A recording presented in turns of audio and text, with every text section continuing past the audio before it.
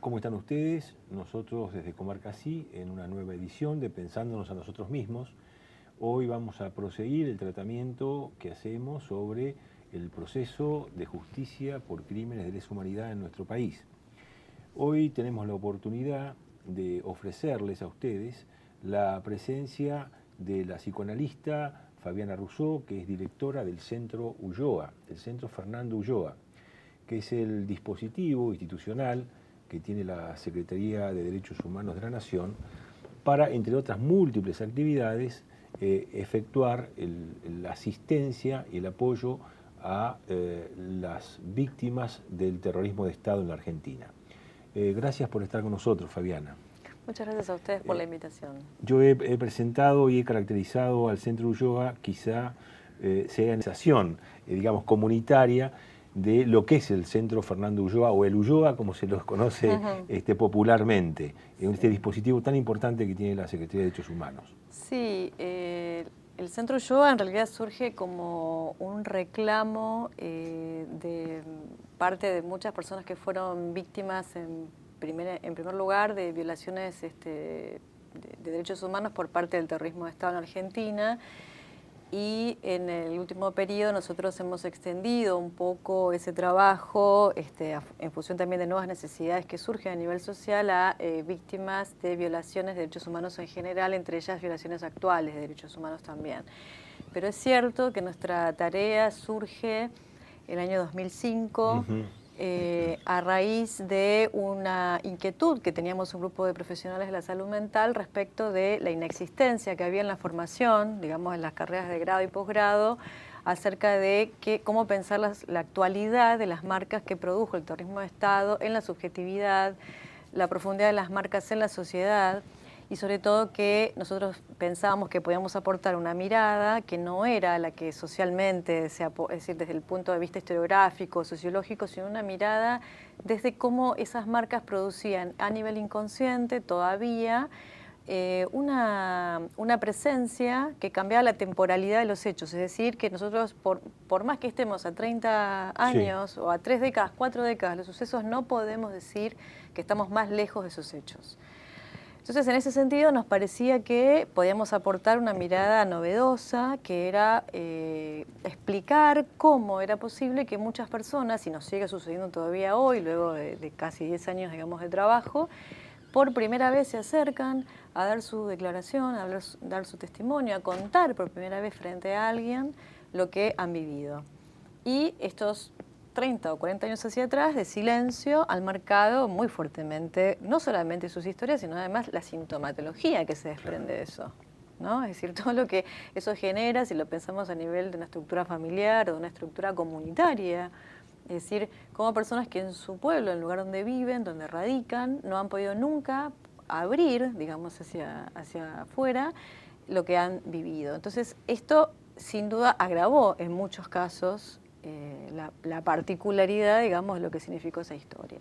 Entonces, en ese contexto, en el 2005 decíamos, bueno, tenemos que poder incidir de alguna manera, desde la Secretaría de Derechos Humanos de la Nación, esta perspectiva de hablar de las marcas actuales del terror de Estado. El terror de Estado no es cualquier modo de violencia de Estado, es un modo específico que trae aparejadas consecuencias particulares. Es decir, cuando Eduardo Luis Duhalde en el 85 habló, digamos, teorizó el concepto de terror de Estado terrorista argentino y lo publicó en este libro, planteó justamente, digamos, esta diferencia radical con otros modos de violencia, que es poder plantear las consecuencias de allí en adelante a partir de la implementación de una política de terror. El terror desde el Estado genera particulares consecuencias y incluso como dijo Macera en un discurso que dio en la ESMA, no me acuerdo si en el 78 o en el 79, donde dijo, nosotros estamos luchando hasta la victoria, más allá o más acá de la muerte. Claro. Y esto nos parece que es una frase a analizar todavía hoy en el sentido de que justamente la intencionalidad de la aplicación de esa política del terror por parte de todos los estamentos del Estado coordinados para implementar esa política tenía en mente, digamos, la intención de generar consecuencias de allí en adelante. Y esto nosotros lo vemos respecto de las marcas transgeneracionales que ese terror va produciendo, que no se termina solamente en los cuerpos afectados de modo directo, sino también en las generaciones venideras.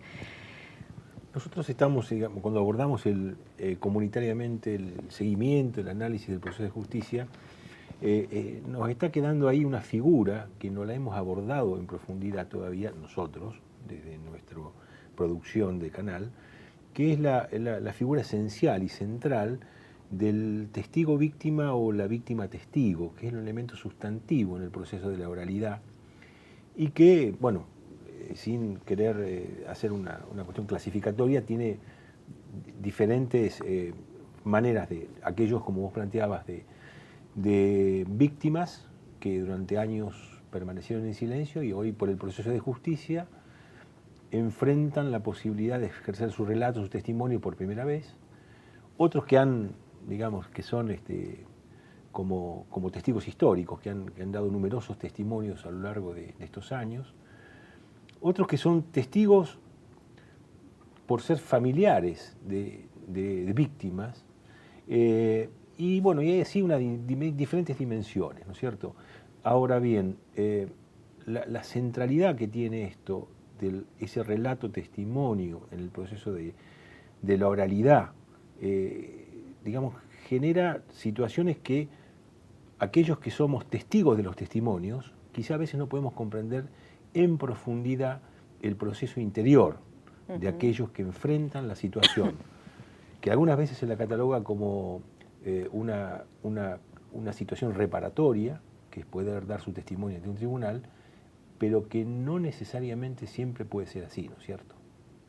Sí, nosotros insistimos mucho en evitar esas generalizaciones, digamos, ¿no? ¿Por qué? Porque hablar de por sí, poner a hablar el horror, en primer lugar, es un problema complejo que hay que saber, digamos, y esto fue un poco la advertencia nuestra hacia los jueces al comienzo del proceso, sobre todo a partir del 2006, donde se reabre la primera causa en La Plata, digamos, sobre delitos de lesa humanidad, en la causa de von Bernig, de Checolás, perdón, en donde nosotros planteamos, bueno, poner a hablar del horror tiene consecuencias siempre. Sí. Es decir, nosotros no podemos extremar lo que es posible de ser simbolizado o, digamos, convertido al discurso, ¿no? Porque estamos hablando de experiencias concentracionarias en donde justamente el terror, el horror, digamos, son los que rigen la lógica y sobre todo la inhibición que provoca eso, es decir, que es muy compleja. Ahora, es reparador ese proceso en la medida en que hay un social, en primer lugar, que escucha y que acompaña y asiente lo que se dice. Es decir, si nosotros estuviéramos frente, no nos olvidemos, por eso insisto en esto, no nos olvidemos que en Argentina hubo un proceso testimonial inmenso. No es que las víctimas por primera vez van a dar sus declaraciones y lo van a dar en un tribunal oral federal con consecuencias penales. Claro. Pero ya hubo un juicio a las juntas. Los juicios por la verdad, la CONADEP. Los juicios por la verdad, la CONADEP, las declaraciones en el exterior para los juicios que se desarrollaban en el exterior, las presentaciones de habeas corpus, etcétera, etcétera. Es decir, que llegamos a este momento en donde además había que reanudar un vínculo y un lazo entre las víctimas y el Estado que estaba roto. Que estaba roto porque además, luego del proceso del juicio de las juntas, la llamada causa 13, lo que se produjo de alguna manera con las leyes de impunidad, audiencia viva y punto final de los decretos de indulto, es la legitimación, digamos, de la impunidad en la Argentina. Es decir, que se expusieron las víctimas a hablar en ese dispositivo testimonial frente a tribunales y se legitimó la impunidad. Entonces, quiero decir, veníamos de ese proceso, con lo cual poner a hablar a las víctimas nuevamente implicaba un trabajo previo de reconstrucción de ese lazo. Y si ese lazo no se reconstruía de alguna manera, iba a ser muy difícil poder pensar en la consecuencia reparadora de ese testimonio. Claro. Es decir, de hecho al comienzo nos pasaba, bueno, pero entonces, ¿qué? Nos decían muchas víctimas, pero ¿qué me hace pensar a mí que esta vez, al poner en juego nuevamente toda mi declaración, con lo que eso implica, con los costos que tiene a nivel no solamente subjetivo, sino a nivel familiar? Muchas personas cuentan adelante de sus familias por primera vez lo que les ocurrió En el momento del juicio. En el momento del juicio. Claro. Y sus familias, sus hijos se enteran de lo que les ha pasado a sus padres en el juicio, o los maridos de lo que le han pasado a las mujeres, o viceversa. Es decir, Sí. es un momento... Y esta presión que a veces uno obtiene relatos, ¿no? Cuando algún testimoniante abandona la sala, ¿no? Y termina expresando ante los que están acompañándolos qué cosa se olvidó. Esta presión brutal, ¿no? Por entender y poder expresar quizá lo mismo que repitió hace 20 años atrás en otro testimonio, tratar de ser coherente con ello. A veces está el temor de incorporar en el relato algo novedoso, si yo no lo dije antes. Entonces hay como una presión muy fuerte que a veces genera, los que no estamos en el ámbito de tu disciplina, lo percibimos así como una tensión importante en los testigos, ¿no? Esa es una tensión muy importante y además este fue parte del trabajo sobre el que nos abocamos en el primer periodo en relación a la interlocución con los jueces, claro. Porque el discurso jurídico, digamos, se sostiene en una lógica que tiene que ver con la objetividad de los hechos, claro. Tiene que ver con, digamos, lo inmodificable del relato, es decir, que cuantas más veces el relato se produce de la misma manera, en el mismo sentido, y con las mismas palabras, más certero pareciera que es, etcétera, etcétera. Entonces hay una exigencia de objetividad que se le impone, digamos, a un testigo en cualquier juicio, en cualquier causa penal. Ahora bien, en general, el sistema jurídico está preparado para juzgar episodios o delitos cometidos, digamos, en una cierta temporalidad, es decir, cuando uno dice, bueno, a ver, el relato, los testigos no se pueden contaminar con relatos de otros y entonces no pueden tener contactos en la situación previa con otras personas porque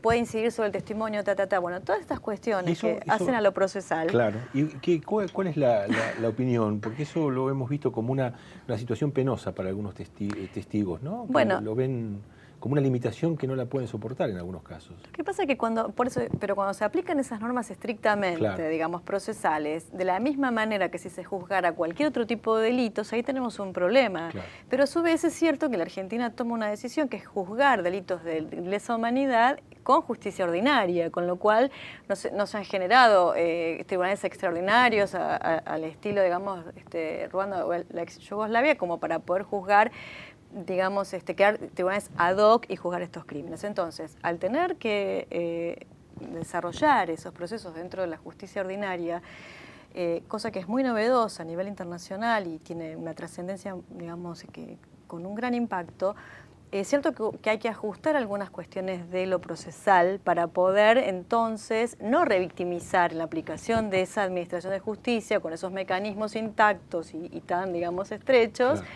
a las víctimas de estos delitos. Con lo cual es un campo complejo, es un campo que produce, digamos, tensiones en todos los discursos.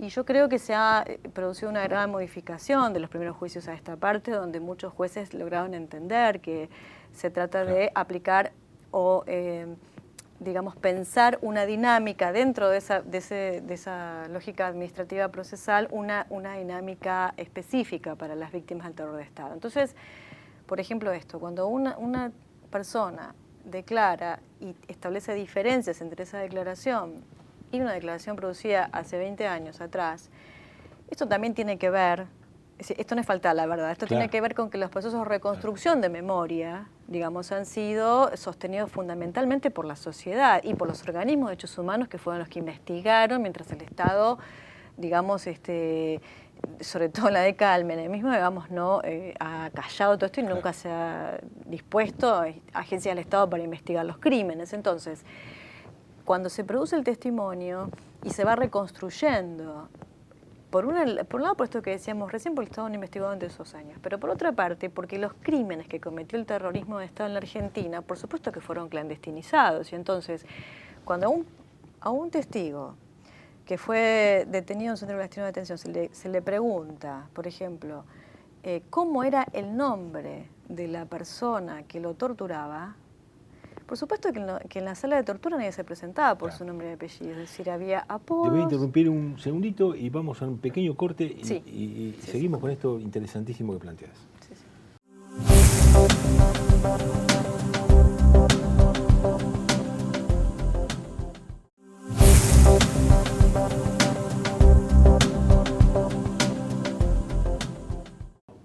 nuevamente, Fabiana. Te había interrumpido, digamos, cruelmente una interrupción de esta excelente explicación que estabas haciendo. Yo reflexionaba recién, ¿no?, que víctimas del terrorismo de Estado expuestas ante tribunales que propone el Estado, un nuevo Estado quizá, pero nuevamente el Estado presente ahí, ¿no? Qué difícil, ¿no? Sí, bueno, ese es el nodo de nuestra tarea, precisamente. Pero nosotros dijimos, bueno, a ver, se puede acompañar a las víctimas en un proceso judicial desde cualquier lugar, es decir, desde muchos lugares distintos, y de hecho han recibido el acompañamiento durante todos los años previos y durante los juicios por parte de los organismos de derechos humanos. Esto ha sido siempre así. Ahora bien, lo que faltaba era poder anudar justamente la posición del Estado como parte de un Estado, digamos, que repara lo que ha producido el propio Estado. Entonces, esa posición paradojal, compleja, digamos, ¿no?, que tiene que ver con un Estado reparando las acciones que el propio Estado cometió, es decir, y el marcar eso en las acciones de un Estado reparador, implicaba pensar al acompañamiento a las víctimas como algo que trascienda el campo meramente técnico o meramente asistencial, o si no, nos podemos convertir en un grupo de psicólogos que podía acompañar y hacer una especie, como a veces decimos un poco en chiste, en el equipo de palmoterapia, y de decir, bueno, pobres, compadecernos de lo que estaba sucediendo. Sin embargo, hay un rasgo fundamental, y es que los testigos que son víctimas del terror de Estado y declaran estos juicios, no declaran por lo que les ha sucedido a ellos, sino por lo que nos ha sucedido como sociedad. Desde ese punto de vista, si lo que vamos a escuchar es lo que nos pasó y lo que nos pasa a través de sus consecuencias, y queremos implementar una lógica de reparación por parte del Estado, teníamos la obligación de pensar entonces eso en el marco de una posición en donde incluso lo hemos debatido con muchos colegas del Cono Sur, es decir, lo que ha formado parte del Plan Cóndor, la coordinación represiva del Cono Sur, que es traspasar a manos del Estado lo que hasta ese momento habían llevado adelante los organismos de derechos humanos. Y eso implicaba entonces un cruce que ya no solamente es de personas que acompañan los procesos judiciales, sino de representantes del Estado en el marco de los juicios acompañando el proceso judicial. Y eso para nosotros, que se dio en el marco de un debate muy fuerte cuando desaparece Julio López, en el marco de la primera causa, y que en ese momento se puso un poco en tela de juicio, y todos pensábamos que esto se iba, digamos, que esto iba a desencadenar algo que era que la gente iba a tener mucho miedo de testimoniar claramente, y eso no sucedió. La respuesta fue, bueno, no podemos dar como Estado entonces una respuesta meramente protectoria. Es decir, bueno, entonces vamos a agilizar y vamos a profundizar los programas de protección, sino protectoria en el sentido también de las consecuencias que había que leer. Es decir, si nosotros acompañamos y el Estado se compromete a formar parte de ese proceso, vamos a disminuir en gran medida la sensación y el terror que se vuelve a imponer en estas víctimas, pero además en nosotros mismos como sociedad. Ahí es donde damos el vuelco y empezamos a trabajar, digamos, y ya un poco, por eso decía también, trascendiendo las fronteras específicamente nacionales, porque esto fue un crimen además transnacional, es decir, hubo sobrevivientes que fueron trasladados de Argentina a Uruguay, de Uruguay a Argentina, y nosotros hemos tenido en Argentina 3 juicios que implicaron a una masa de testigos que tuvieron que desplazarse. Que venir a Argentina a hacer testimonio. A declarar acá, que fue... Uruguayos, ¿no? Fundamentalmente. Fundamentalmente uruguayos, pero también brasileros, chilenos y paraguayos, que fue Automotores Orletti, Plan Sistemático de Apropiación de Niños, y en este momento Plan Cóndor, que se está llevando a cabo todavía. Esa movilización de testigos por parte, digamos, de todo lo que es el Cono Sur implicó también replicar la experiencia de trabajo, de acompañamiento en esos países. Claro, eso es lo que te iba a preguntar. O sea, ¿qué pasa cuando esos testigos, pero vuelven a su país? ¿Hay dispositivos? Por eso surgió para nosotros esa imperiosa necesidad, porque veíamos que acá podían tener acompañamiento, pero el acompañamiento no es en el momento del testimonio nada más. El acompañamiento tiene que ser, como esta construcción previa que decíamos del lazo, el momento testimonial y lo que nosotros llamamos post-testimonio, que es el momento de mayor riesgo subjetivo. Es decir, lo que analizamos como el momento en donde, luego de muchos años de espera para que se concrete una acción judicial y que haya consecuencias penales, incluso una vez producida la sentencia, una vez que todo ese proceso se ha recorrido, ¿qué pasa en esa soledad del testigo que queda pulsando con lo que ha dicho, con lo que ha padecido, con lo reparable de estas políticas reparatorias y con lo irreparable de lo que sucedió y lo que vivió.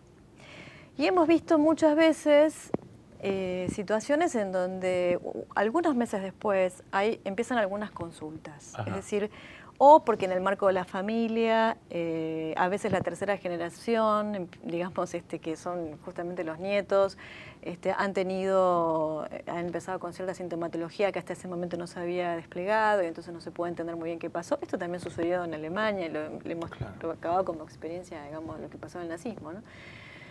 Sino también que se han desarrollado enfermedades autoinmunes después del testimonio. Entonces después del testimonio. Claro, después del testimonio y situaciones muy riesgosas en donde hay algo que también se descoagula, digamos, de ese cuerpo que fue sometido a tormentos y a situaciones extremas. Entonces es riesgoso, por lo tanto vemos una necesidad muy grande de enmarcar lo que se va a decir en ese proceso, digamos, de una manera que sea verdaderamente reparadora y que se llegue en las mejores condiciones posibles. Nosotros no podemos garantizar si el efecto es reparador o no. Quiero decir, claro, podemos construir las maneras y los dispositivos y podemos garantizar desde el Estado los modos para que eso se viabilice, pero sabemos de lo serio que es poner a hablar esto, ¿no?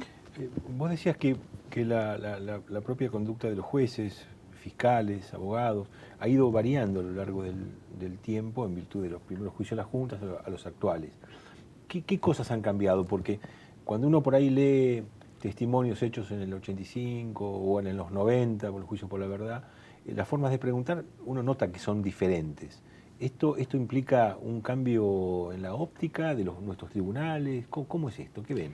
Sí, me parece que también los tribunales se han sentido durante todos estos años tocados los jueces por los mismos testimonios, ¿no? Claro. Es decir, una cosa es juzgar un delito común y otra cosa es empezar a escuchar, como pasa en muchas megacausas, no sé, ESMA, Campo de Mayo, La Perla, digamos, por mencionar solo algunas, en donde son juicios que duran 2 años, claro, durante 8 o 9 horas por día, los jueces están escuchando estos testimonios, empiezan a producirse situaciones en los propios operadores judiciales, el contacto con las víctimas, donde me parece que la práctica hace que todos empecemos a pensar en qué casillero del aparato jurídico y de la objetividad de las pruebas, digamos, y de los hechos vamos a meter esto que estamos escuchando. Es decir, por un lado, porque, por lo que decíamos anteriormente, por la reconstrucción de la memoria, digamos, social, colectiva, para producir esos testimonios de lo que nos sucedió a todos. Con lo cual ya estamos parados en otro lugar, no es simplemente qué le sucedió a ese señor, sino qué nos sucedió como sociedad. Los jueces también son parte de esa sociedad. Claro. Sobre todo pensando además, digamos, el involucramiento que hubo por parte, digamos, del Poder Judicial durante tantos años también con el propio terrorismo de Estado, digamos, y cómo se facilitaron. Hoy estábamos viendo justamente algunos casos en donde una jueza de menores estaba involucrada directamente con muchos casos, digamos, de apropiación y demás, es decir, cosas que evidentemente ha tenido que incidir de un modo radical sobre la lógica del Poder Judicial. Y por otra parte, porque el modo de preguntar también a veces, no porque necesariamente haya una intencionalidad ofensiva, pero sí a veces el desconocimiento de qué se juzga puede provocar preguntas que puedan resultar ofensivas para los testigos. Por ejemplo, esto que decíamos antes, cuando se le pregunta a alguien cuál era el nombre de la persona que lo torturó. Bueno, eso casi nadie sabe cuál era el nombre. Se pueden reconstruir en estos años, digamos, entre los apodos y entre la sonoridad de la voz. A ver, no nos olvidemos que las personas que estaban en los centros clandestinos eran torturadas, tabicadas en su gran mayoría, con lo cual, digamos, han convivido durante mucho tiempo bajo la situación, digamos, de tortura con personas de las cuales nunca les han visto la cara, con lo cual si se le pide el reconocimiento por una foto... Eso también lo hemos visto muchas veces, una gran presión, ¿no? El reconocimiento fotográfico, que es un momento de extrema tensión para el testigo, ¿no?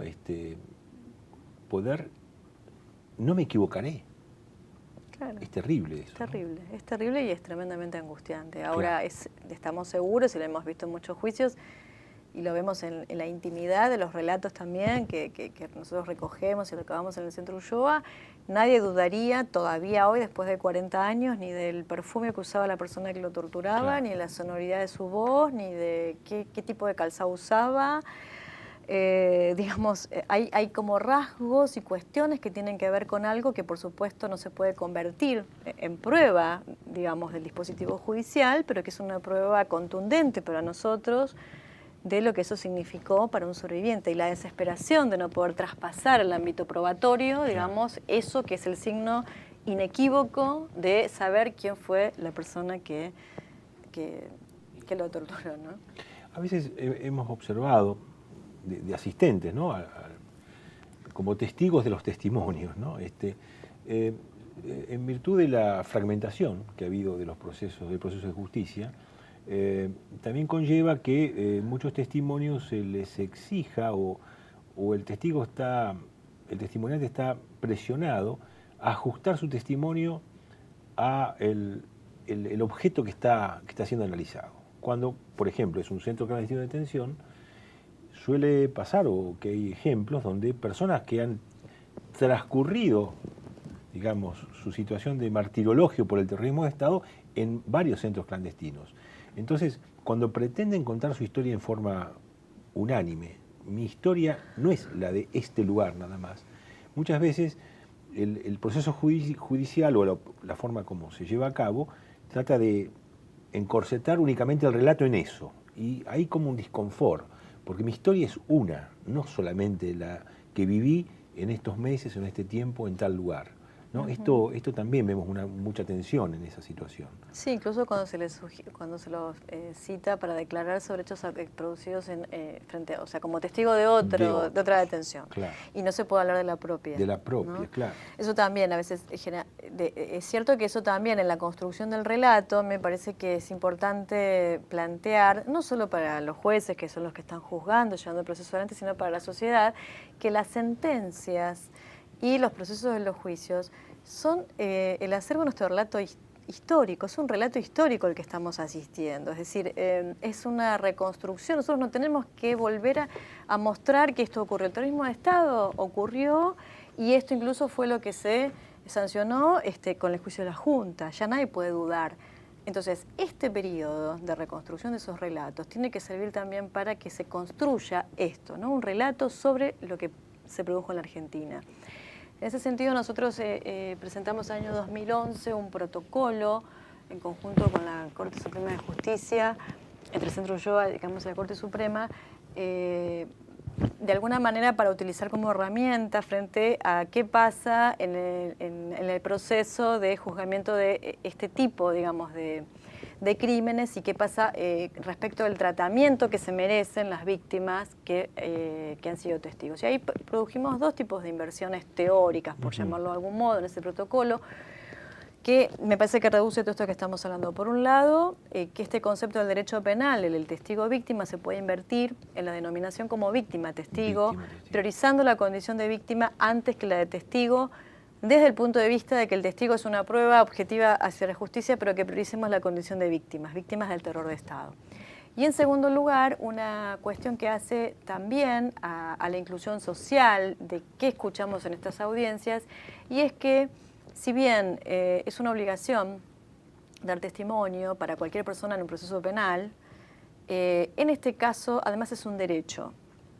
Y en ese sentido, entonces pensamos que si lo ubicamos, si lo precisamos como un derecho, se abren una cantidad de situaciones administrativas dentro del proceso judicial, que es poder hablar, por ejemplo, más allá de que se salga de la causa, poder hacer mención a algunas cuestiones o dar lugar a, por ejemplo, algo que dicen algunos jueces, una vez que termina el testimonio estrictamente, bueno, usted quiere aportar alguna palabra, usted quiere decir algo más, y entonces ofrecer ese espacio, entendiendo que esto es un proceso judicial, pero que excede el juzgamiento de cualquier otro tipo de crimen.